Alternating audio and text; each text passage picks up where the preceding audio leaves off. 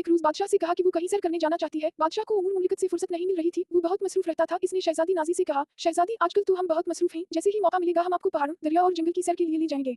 शहजादी Nazi अभी सिर्फ 8 बरस ही की थी मगर थी बहुत समझदार। बादशाह की बात सुनकर उसने जरा सी भी जिद नहीं की बल्कि बोली, कोई बात नहीं अब्ता हुजूर, जब आपको फुर्सत मिले और जब आप मुनासिब समझें हमें ले जाइएगा। हम दरिया के किनारे से छोटे छोटे गोल गोल पत्थर भी जमा करेंगे, वो हमें बहुत अच्छे लगते हैं। उसे पता था कि इसके अब्ता जान अपने कामों में बहुत मसरूफ रहते हैं और उनको जरा सी भी फुर्सत नहीं मिलती, इसीलिए उसने अच्छे बच्चों की तरह बिल्कुल भी जिद नहीं की और अपने दूसरे मशागिल में लग गई। इसे पढ़ने लिखने का भी बहुत शौक था। इसके आतालिक इसको जो सबक भी पढ़ाते थे वो ध्यान से समझकर पढ़ती थी और उसे खूब अच्छी तरह याद करके उनको सुनाती थी। इसके आतालिक इससे बहुत खुश थे और इसको खूब शाबाश दिया करते थे।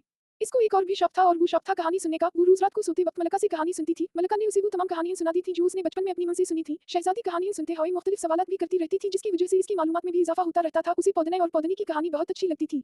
कुछ ही दिन गुजरे थे कि वो वक्त आ ही गया जब बादशाह के पास फुर्सत ही फुर्सत थी। बहुत सारे दरबारियों को जरूरी काम पड़ गए थे। इन्होंने छुट्टी की दरखास्तें जमा करवा दी। वजीर की बेटे की शादी थी, वो वहाँ मसरूफ हो गया था। बादशाह ने सोचा कि इस मौका से फायदा उठाए और शहजादी नाजी को अपने साथ घुमाने फिराने ले जाए। बादशाह तो चाहता था कि मलका भी उनके साथ चले मगर उस दौरान उसकी मां अपने मुल्क से इससे मिलने के लिए आ गई थी, इस सबब वो मलका उनके साथ नहीं जा सकती थी।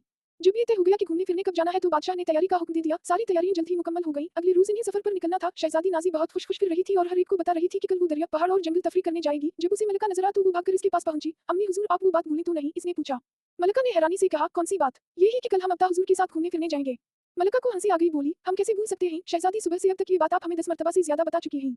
हम ये बात बार बार आपको इसलिए बता रहे हैं कि कहीं आप भूल ना जाएं। शहजादी ने अठलाकर कहा। मलका इसकी खुशी महसूस करके मुस्कुराने लगी। अगले रोज वो लोग दरिया पर पहुंचे। दरिया के नजदीक पहाड़ भी थे और जंगल भी। शहजादी नाजी इधर से इधर भागती दौड़ती फिर रही थी। इसकी देखभाल करने वाली कनीजें इसके साथ साथ थी। बादशाह अपने खैमे के बाहर बैठा अपनी शहजादी को देख रहा था। इसने सोचा, बच्चे किसी के भी हूं, बादशाह के हूं या आम आदमी के, सब एक जैसे होते हैं। छोटी छोटी बातों पर भी दिल से खुश होते हैं। वो अपनी ही दुनिया में मगन रहते हैं, ना किसी के मुतालिक बुरा सोचते हैं, ना किसी का बुरा चाहते हैं। लेकिन बड़ी होकर उन्हीं बच्चों में से अक्सर की ये सोच बदल जाती है जिससे मुआशरे में बुराइयां जन्म लेती हैं। ऐसा क्यों होता है? वही बच्चे जो बचपन में इतने नेक दिल और मासूम होते हैं उनमें से ज्यादातर बड़े होकर बुराइयों की तरफ क्यों माइल हो जाते हैं? इस सवाल का बादशाह के पास कोई जवाब नहीं था। इसने सोचा कि उसका जवाब वो अपने वजीर से उस वक्त मालूम करेगा जब वो अपने बेटे की शादी से फारिग होकर दरबार में हाजिर होगा। बादशाह के साथ आए हुए खादिम दोपहर के खाने की तैयारी में लगे हुए थे। इन्होंने गीली मिट्टी और पत्थरों की मदद से बड़े चूल्हे बना लिए थे और उन पर दगचिया चढ़ाकर मजे मजे के खाने पका रहे थे। फिजा में खानों की इश्तिहा अंगेज खुशबू फैली हुई थी। थोड़ी देर बाद शाही बावर्ची ने ऐलान किया कि खाना तैयार है, सब लोग आ जाएं। बादशाह में एक बड़ी अच्छी बात थी, जब वो अपने साथियों और खादिमों के साथ कहीं बाहर निकलता था तो दस्तरखान पर उन सबके साथ ही खाना खाता था। इस वक्त भी एक बहुत बड़ा सा कपड़ा बिछाकर खाना इस पर चुन दिया गया था ताकि सब लोग बैठकर एक साथ खाना खा सकें।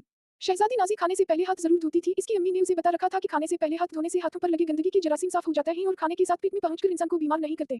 जब खाना लग जाने का ऐलान हुआ तो शहजादी भागकर दरिया के किनारे हाथ धोने गई। कनीज़ें इसके पीछे पीछे थी। हाथ धोकर जब वो मुड़ी तो उसने कुछ दूर एक बूढ़े शख्स को दरख्त से टिक लगाए बैठे देखा। वो बहुत उदास नजर आ रहा था। शहजादी ने सोचा कि ये खाने का वक्त है मगर इस बूढ़े के पास खाने को कुछ भी नहीं है। वो दौड़कर इसके पास गई। कनीज़ें भी इसके पीछे लपकी। इस बूढ़े के करीब पहुंचकर पहले तो शहजादी ने उसे सलाम किया, फिर बोली, मुहतरम जनाब, हम सब खाना खाने जा रहे हैं, अगर आप भी हमारे साथ बैठकर खाएं तो हमें खुशी होगी।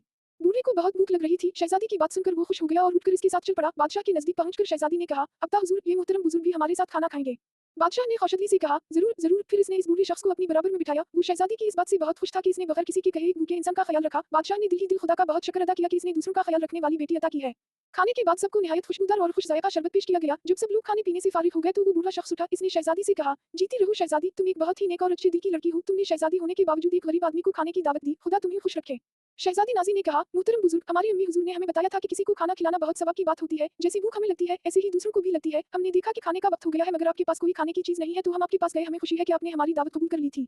वो बूढ़ा शख्स बहुत खुश हुआ। इसने शहजादी नाजी को बहुत सी दुआएं दी। फिर अपने लिबास की जेब से उसने एक बड़ी सी सुनहरी गेंद निकाली और शहजादी से बोला, ये तुम्हारी नेक दिली का इनाम है, इसे पाकर तुम बहुत खुश हो जाओगी। ये कहकर उसने वो गेंद शहजादी नाजी की तरफ बढ़ा दी।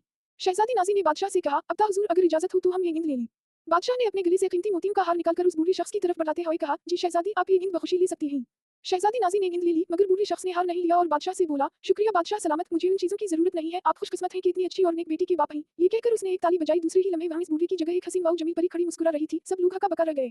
परी ने कहा, मैं परिसतान से घूमने फिरने निकली थी, यहाँ आप लोगों को देखा तो मैंने सोचा कि आप लोगों का इम्तिहान लूं। हम परी अक्सर इंसानों का इम्तिहान लेती रहती हैं, फिर वो जो कुछ हमारे साथ करते हैं हम परिसतान जाकर अपनी साथी परियों को मजे ले लेकर सुनाती हैं। मुझे खुशी है कि आप एक बादशाह होने के बावजूद गरीब परवर हैं। आपकी शहजादी तो बहुत ही अच्छी है। शहजादी नाजी परी के मुंह से अपनी तारीफ सुनकर बादशाह के पीछे छुप गई और चुपके चुपके मुस्कुराने लगी। इसके बाद परी ने सबको सलाम किया और वहां से एक सिमत को उड़ गई। शहजादी वो गेंद पाकर बहुत खुश थी। इसने उसको एहतियात से अपने पास रख लिया। वो लोग मजीद कुछ देर वहां ठहरे। इसके बाद बादशाह ने वापस चलने का कसद किया। साथ आए हुए खादिमों ने सारा सामान लपेटा और इन्हें घोड़ा गाड़ी में लादा और फिर सब रवाना हो गए। शहजादी नाजी जल्द से जल्द महल पहुंचकर वो खूबसूरत नींद मलका और अपनी नानी मां को दिखाना चाहती थी। महल पहुंची तो वो दौड़ती हुई उन दोनों के पास पहुंची। उसने इन्हें नींद दिखाई तो वो समझी कि बादशाह ने उसे नींद दिलाई है मगर जब शहजादी ने इन्हें परी वाला किस्सा सुनाया तो मलका और उसकी मां हैरान रह गई। रात हुई तो शहजादी नाजी ने इस नींद को एहतियात से अपने कमरे में एक मेज पर रख दिया। बादशाह दिन भर घूमने फिरने की वजह से थक गया था, इसलिए जल्दी सो गया। मलका और उसकी मां एक दूसरे कमरे में बैठी बातें कर रही थी। थोड़ी देर बाद मलका को कुछ याद आया। वो अपनी मां से बोली, अम्मी जान थोड़ी देर के लिए मुझे इजाजत दीजिए, मैं शहजादी को कहानी सुनाकर अभी वापस आती हूँ। वो उस वक्त तक नहीं सोती जब तक कहानी ना सुन ले। जब मलका शहजादी के कमरे में आ तो वो बिस्तर पर लेटी मेज पर रखी नींद को तक रही थी। मलका को देखा तो बोली, अम्मी हुजूर देखिए कितनी प्यारी नींद है, वो परी कितनी अच्छी थी जिसने हमें इनाम में इतनी अच्छी नींद दी। मलका ने मोहब्बत से इसके सर पर हाथ फेरा और बोली, ये तुम्हारी नेकी और बादशाह सलामत के अच्छे सलूक का इनाम है। मगर बेटी एक बात याद रखना कि हमें इनाम मिले ना मिले, कोई सिला दे या ना दे, हमें अच्छे अच्छे काम जरूर करते रहना चाहिए। हम इंसान हैं और खुदा ने इंसानों को अकल अता फरमाई है, इस अकल को हमें अच्छे अच्छे कामों में इस्तेमाल करना चाहिए। यही नहीं कि हम इंसानों से ही अच्छा सलूक करें, इंसानों के साथ साथ हमें परिंदों और जानवरों से भी अच्छा सलूक करना चाहिए।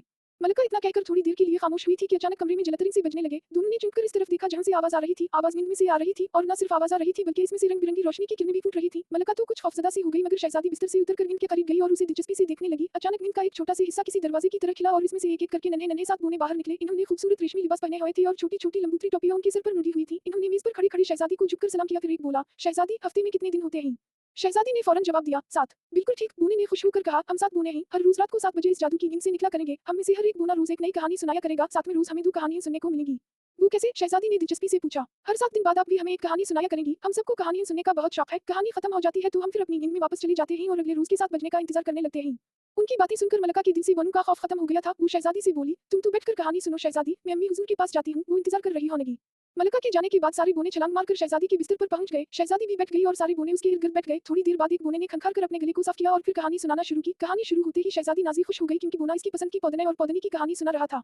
जब कहानी खत्म हो गई तो बनू ने जुमाइयां लेते हुए शहजादी को शब बखैर कहा और दोबारा अपनी नींद में चले गए। उनकी नींद में जाते ही इसका दरवाजा खुद ब खुद बंद हो गया।